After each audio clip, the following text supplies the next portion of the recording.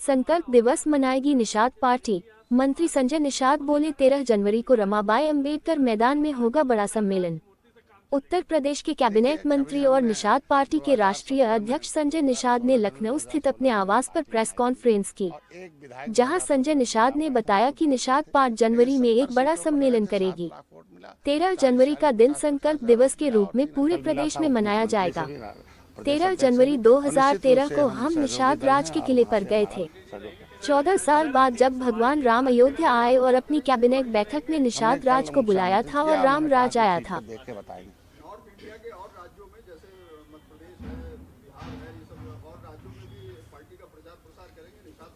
लगभग 20 राज्यों में निषाद पार्टी का संगठन है और हम हर पूरे देश में, इसीलिए हम जो हम आवाज़ उठाते हैं, इसीलिए माननीय मोदी जी ने पूरे देश के लिए प्रधानमंत्री मत्स्य संपदा योजना लागू किया, 39,000 करोड़ रुपए थे। तो और राज्यों में उसी की देन है कि हमने पिछले बार छत्तीसगढ़ में चुनाव लड़ा था, मध्य प्रदेश में लड़ा था, इस बार मैंने जीत के लिए सहयोग किया था और है अच्छी खासी आबादी हर प्रदेशों में है। तो जितने भी हिंदी भाषी क्षेत्र हैं वहाँ हमारी पार्टी का ज़्यादा है और बाकी जहाँ हिंदी भाषी क्षेत्र नहीं है वहाँ भी धीरे धीरे गंगा पुत्र के रूप में हमारा साथ दे रहे हैं। वो भी जय निषाद राज का नारा बोलते हैं। हर तरह के जितने भी हम दिल्ली के नेताओं को, अपने शीर्ष नेतृत्व को भी आमंत्रित कर रखा है।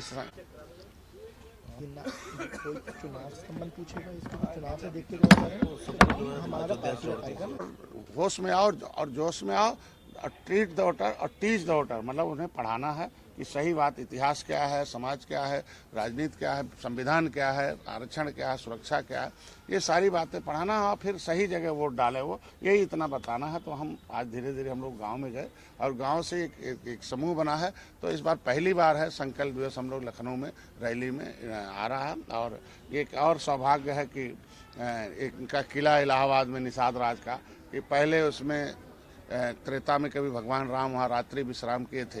तो आज वो पर्यटक स्थल घोषित है। आज के दिन में वो कम से कम 20 करोड़ 38 लाख रुपए दे के वो ऑडिटोरियम बन रहा है निषाद राज का किला। और आज के जंगल से मंगल है वो, आज के दिन में बहुत कुछ है वहाँ। और हमारा समुदाय और भी धन्य है कम से कम कि कभी त्रेता में सबरी के यहाँ भगवान राम गए थे और भगवान राम कभी जो है सुग्रीव को गले लगाए थे, गरीब को। इस युग में उसी रूप से आज के दिन में निषाद राज के वंशज एक माझी परिवार को जाकर मतलब अयोध्या में जाकर राम मंदिर के रूप में वहाँ उनको आमंत्रित करना, उनके घर भोजन करना। तो जिस समुदाय की चिंता जो है प्रधानमंत्री और माननीय मुख्यमंत्री करते हो, निश्चित रूप से उस समुदाय का इसी चिंता करने के लिए हमारे तरफ आकृष्ट होता, हमारे तरफ देखें, हमारी समस्याओं का समाधान करें। इसके लिए हम लोग बड़ा आंदोलन करते थे, पहले सड़कों पर रेल रोक कर करते थे। आज कम से कम हमारा समुदाय हमारा साथ दिया, तो आज सड़क से लेकर अब सदन में आवाज़ उठकर आज मोदी योगी तक, अमित शाह तक है। और उसकी देन है कि आज कम से कम एक निषाद वंशजों को आज के दिन में चिंतन शुरू हो गया है। तो हम लोग निश्चित रूप से सौभाग्यशाली हैं कि आज के दिन में राम मंदिर के साथ साथ उस अयोध्या में निषाद राज की भी मूर्ति लग रही है 7 ऋषियों के साथ। और जो माननीय मुख्यमंत्री को धन्यवाद दूंगा कि अयोध्या में जितने भी वो अतिथि भवन हैं, जो हमारे यात्री निवास है, उसे निषाद राज के नाम से जाना जाएगा और जो भोजनालय होंगे उसे सबरी के नाम से जाना जाएगा। तो इतिहास जो है एक प्रेरणा देती है और इतिहास जो कहते हैं कि history is the mother of politics, movement is the father of politics. इतिहास जो होती है राजनीति की माँ होती है। जब इतिहास जिसका बढ़ने लगता है, गौरवशाली इतिहास होता है, उसको राजनीति में भागीदारी मिल जाती है। इस सभी बातों को लेकर आज आप लोगों को आमंत्रित किया था, सभी प्रेस वार्ता में, ये सारी परियोजनाओं के माध्यम से इनको हम आगे ले जा रहे हैं। तो वो 13 जनवरी को जो हम आएंगे, उस दिन आएंगे, तो वहाँ भी इनके लिए एक ही बार प्रचार प्रसार का साधन, तो हमारे विभाग में अधिकारी कर्मचारी कम है, तो उसी बहाने मछुआरों को हम इनको बताएंगे कि हमारी सरकार ने 67 साल से आप कहाँ थे और 67 साल बाद हमने आपके लिए क्या नीति बनाई है। तो उससे पारदर्शिता होती है, उनको मालूम होता है कि हमने जो लड़ाई लड़ी है, डॉक्टर साहब का साथ दिया है। और घर से, चूँकि जब कोई आदमी अपने घर से बाहर निकलता है तो निश्चित रूप से अपनी समस्याओं के समाधान के लिए उसके पास शक्ति आती है और समूह में शक्ति होती है, क्योंकि एकता में बड़ा बल होता है। और कहते हैं कि इतिहास से प्रेरणा मिलती है, प्रेरणा से जागृति होती, जागृति से सोच विकसित होती, सोच से संगठन बनता, संगठन से में शक्ति होती, शक्ति से सत्ता में परिवर्तन होता है। तो इनके गौरवशाली इतिहास से हम उनकी सोच बदलते हैं और सोच से निषाद पार्टी को खड़ा और बड़ा कर रहे हैं। और जिसकी वजह से जो लोग इनके हिस्से को खाने के लिए है, मैंने एक किताब लिखी है 100 पेज की, और इसमें इस किताब के माध्यम से उन्हें बता रहा हूँ कि विधान के मुताबिक संविधान में तुम्हारा लेदरमैन सुरक्षित है 23%, लोकसभा, विधानसभा, विधान परिषद। अगर दिल्ली से रामचरित्र निषाद आके मछली शहर सुरक्षित से सीट लड़ सकते हैं, तो यहाँ उत्तर प्रदेश का निषाद का बेटा अनुसूचित जाति की सुरक्षित सीट पर क्यों नहीं लड़ सकता है। तो उनसे ये बताया कि ये किताब आपको बता रही है कि इसमें संविधान की सूची में सूचीबद्ध है, और उसमें जो है इस सूची में सारे नाम हैं, और इसमें 67 समूह हैं, और 67 समूहों का इसमें जिक्र है। इसमें लेदरमैन, वाशरमैन, फिशरमैन है। तो लेदरमैन, वाशरमैन को तो मिल रहा, फिशरमैन कैसे फिसल गया उसके लिए बताया गया कि आपकी गिनती 1931 से लेकर 1991 तक अनुसूचित जाति में होती थी, और ये आपका नाम ओबीसी में डाल के आपके साथ अन्याय किया गया। और नाम डालने के पीछे बहुत बड़ा षड्यंत्र रचा गया। एक पत्र हमारे पास आया है आरजीआई का, गृह मंत्रालय से, कि इसमें पता चला कि इनकी जो संविधान बनने से पहले सभी राज्य सरकारों से जो फाइल लाई गई थी, जिसके माध्यम से सूची बनाई गई थी संविधान में, सभी राज्य सरकारों से रिकमेंडेशन लाया गया, नोटिफिकेशन कराया गया था कि कौन सोशली, एजुकेशनली, इकोनॉमिकली बैकवर्ड है, और उसके अंदर इस इतिहास में भेदभाव होता था, और जिस तरीके से एकलव्य के साथ पढ़ने नहीं दिया गया था।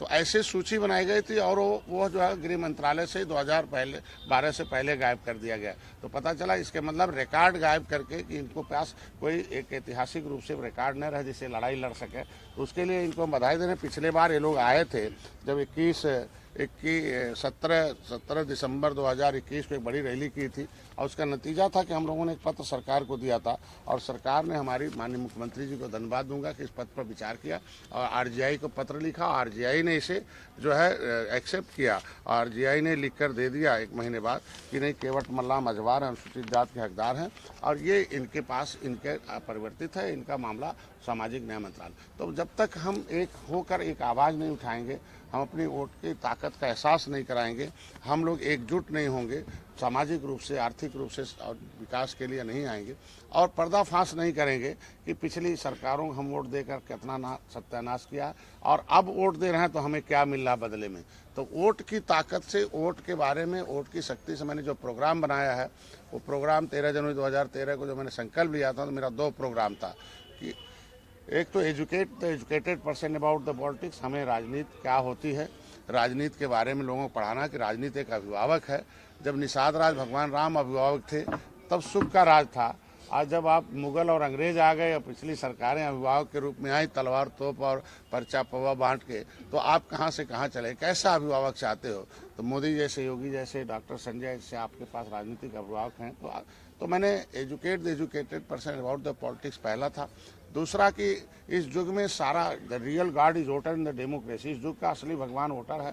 वोटर ही सब कुछ सबके पास है, और वोटर जो है किस तरीके से उसको बहकाया फुसलाया जाता है, कैसे उसको साथ धोखेबाजी हुई है, कैसे षड्यंत्र हुआ है, निचले पावदान पर रहने वाले लोगों को किस तरीके से उपेक्षित रखा गया है।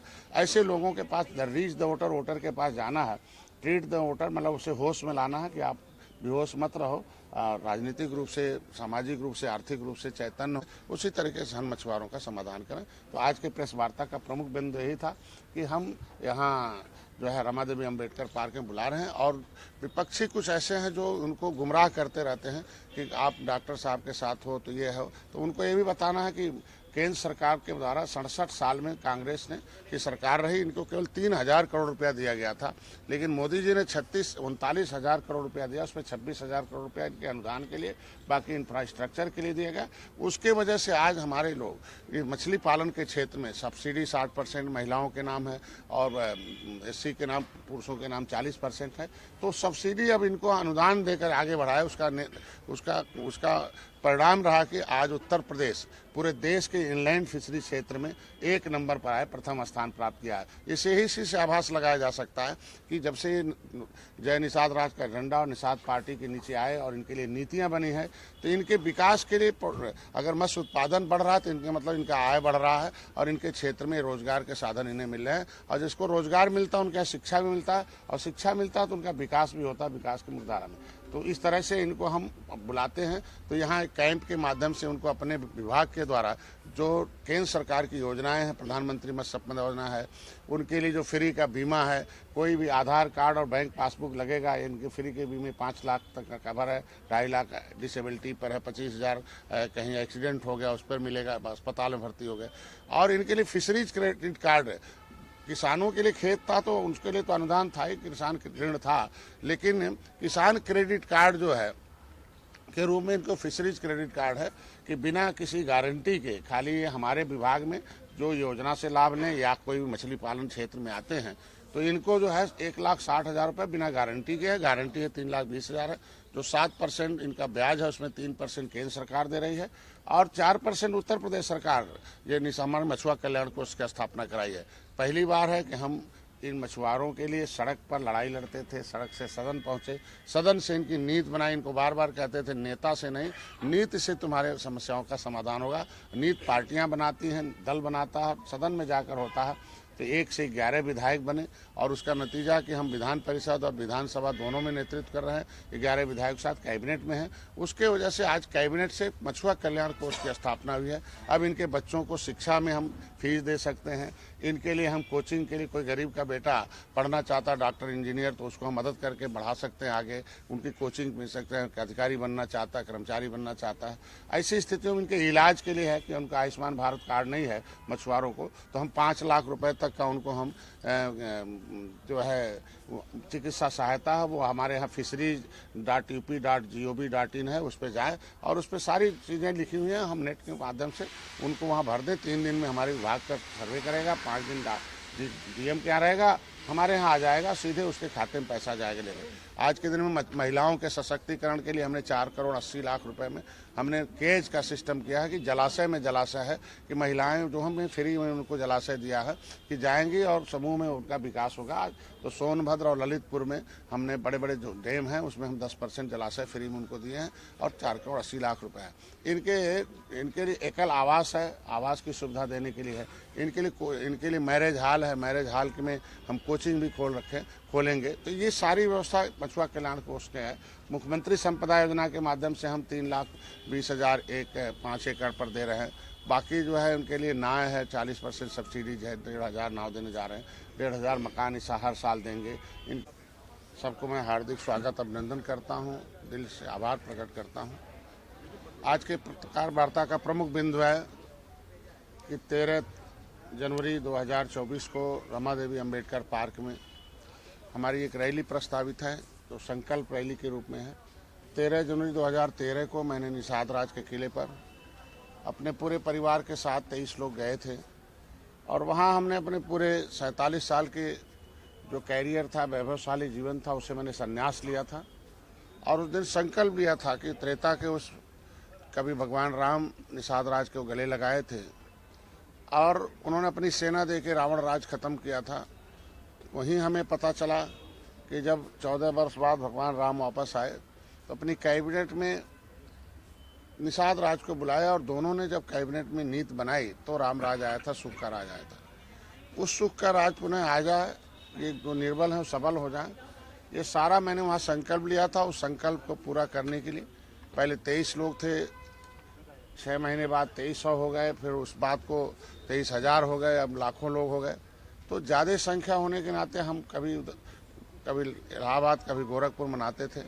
इस बार हम ये संकल्प दिवस ये जो है रमा देवी अम्बेडकर पार्क में है, लाखों लोग आएंगे और उसमें सभी आप सब लोग आमंत्रित हैं। हम अपील करते हैं कि इस जो निर्बल हैं, जो अंग्रेज़ों मुग़लों को भगाया है, देश को आज़ाद कराया है, नदियों ने भी इन्हें उजाड़ा है, अंग्रेज़ों ने कानून बना के उजाड़ा था, जो है 12 अक्टूबर 1871 को क्रिमिनल कास्ट घोषित किया था कि डॉक्टर का बेटा डॉक्टर होता है, इंजीनियर का बेटा इंजीनियर होता है, वकील का बेटा वकील होता है। बदमाश हैं, मछुआरे बदमाश हैं। पहले सड़क नहीं थी, नदी नहीं थी, नदियों के माध्यम से समुद्री जहाज या नदी के जहाज से आते जाते थे। सीधे लड़ाई अंग्रेज़ों से निषादों ने लड़ा। क्रिमिनल कास्ट घोषित हुआ। Criminal tribes act inquiry committee की रिपोर्ट के अनुसार इन्हें 74 प्रकार की व्यवस्था देनी चाहिए थी, लेकिन पिछली सरकारों ने इन्हें जो है नाइंसाफ़ी की, इन्हें बर्बाद किया। उसके आधार पर मैंने इनको खड़ा और बड़ा किया कि पहले आपकी सोच थी कि भाई ये तमाम विभिन्न अपने अंग्रेज़ों से बचने के लिए ये अपने तमाम उपजातियों में बट गए, नाम बदल दिया, केवट मल्ला बिंद कश्यप कहार धीवर एक बार बातन तुरया हो गया। फिर इनको हम जगाना शुरू किए कि भाई आप अपनी सोच बदलो, ये छोटी जात वाले नहीं हो, ये निषाद राज के वंशज हो। आप किले पर ले जाके मैं संकल्प दिलाना शुरू किया, बार बार किले पर जाते रहे और आज 11वां 10 साल हो गया। 10 साल पहले मैंने इनको लाया था, 10 साल पहले मैंने एक शब्द अपने को संकल्प लिया था और ये संकल्पित कार्यकर्ता, चूंकि एक साधारण कार्यकर्ता होता है, एक जो है सक्रिय कार्यकर्ता, एक समर्पित कार्यकर्ता होता है और चौथा एक संकल्पित कार्यकर्ता होता है। संकल्पित कार्यकर्ताओं का ये एक विशाल यहाँ संकल्प दिवस मनाया जा रहा है रमादेवी अम्बेडकर पार्क में। उसमें पूरे प्रदेश से, तो हर एक कोने से आए सभी कमेटियों के लोग आएंगे, प्रदेश से, विधानसभा से, हर ब्लॉक से, हर गांव से और दूसरे प्रदेशों से भी आएंगे और इसमें सभी लोग आमंत्रित हैं। और ये फिर संकल्प लेते हैं कि हम जो काम कर रहे हैं कि हम इसको आवाज़ को घर घर ले जाएंगे और फिर उनकी सोच बदलेंगे, क्योंकि इनकी सोच की वजह से ये विधान के मुताबिक इनको जो पिछली सरकारों ने व्यवस्था के अनुसार ये अपने को छोटा मानते रहे, लेकिन संविधान में इनको जगह दिया गया है।